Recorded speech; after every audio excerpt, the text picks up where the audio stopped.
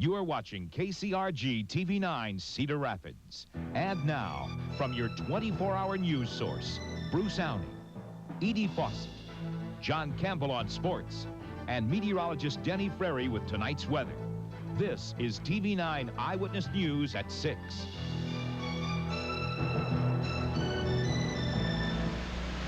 This is a live look at the Coralville Reservoir. Water's rushing through the dam at about 1,200 cubic feet per second. But by this time tomorrow, the flow may be greater, creating destruction downstream. Good evening, I'm Bruce Owney. And I'm Alicia Richards. Edie has the night off. Topping our news, waiting for the water. People living along the Iowa River in Coralville and Iowa City have watched and worried as the flooding river creeps closer to their homes. And they know a lot more water is coming downstream. The only thing separating them from a real disaster right now is the Coralville Dam. Today, the Army Corps of Engineers considered increasing the flow through the dam's floodgates, but the Corps decided to keep the flow at its current rate, 12,000 cubic feet per second. And that's good news, at least for now.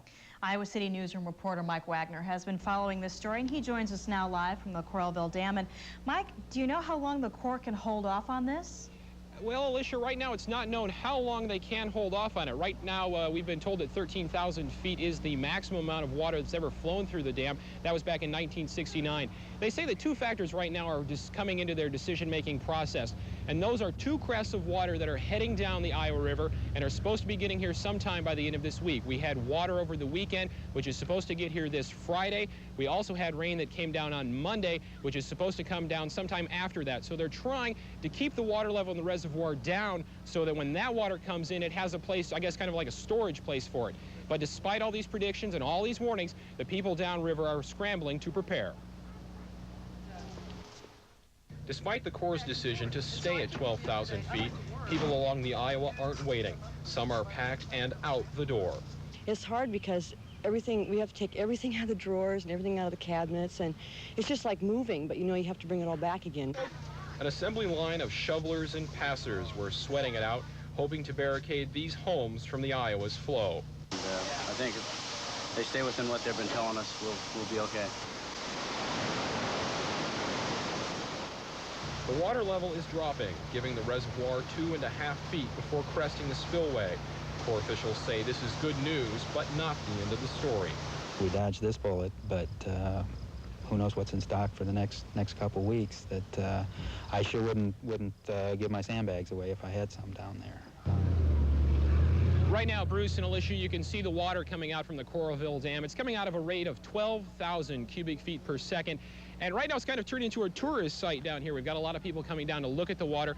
Many of them say that it smells like a little bit like fish and that it is cold, and they're kind of laughing about it. But for the people downriver, this really is not a laughing situation. All right, thank you. Mike Wagner reporting tonight live from the Coralville Dam. Well, today's fair weather gave people in central Iowa a chance to survey the damage left behind by Monday's flooding. Some of the worst flooding hit the town of Maxwell in Story County. Today, many people spent the day ripping out soaked carpeting and moving damaged furniture. You can see the mud is about 3 inches deep in this home.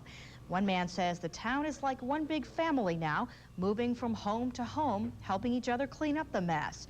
Governor Terry Branstad has declared Story County a state disaster area. Governor Branstad has also declared Marshall County a state disaster area. Eyewitness News reporter Kevin Roy has the second half of our team report in Clemens, where devastating floodwaters were almost deadly. Black gold, it's not. It's time to clean up, toss out, and try to forget for the people of Clemens, Iowa. But for John Mackin, the reminders of what happened Monday night are everywhere. The waters from a swollen branch of the Iowa River came close to taking his wife. And they did take about $50,000 worth of his house. Oh, it's just awful. Nobody deserves this.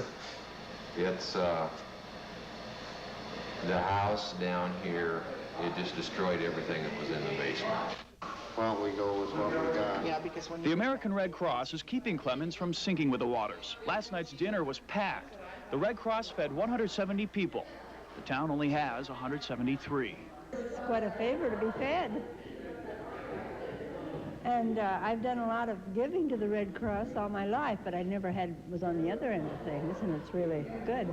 Nobody here has flood insurance. All of this trouble is headed downstream. Floodwaters in Marshalltown today will continue their disastrous path through Tama and then Chelsea sometime tomorrow. Yes, Chelsea is going to get it again. The Iowa River finally crested today in Marshalltown at just under 20 feet, 7 feet above flood stage, and just shy of last year's record. It spared homes and businesses here, but spectators like 93-year-old Walter Frankie flocked to the water's edge to see a water-covered Highway 14. I didn't believe it. That's why I come out to see. It is hard to believe, but believe this.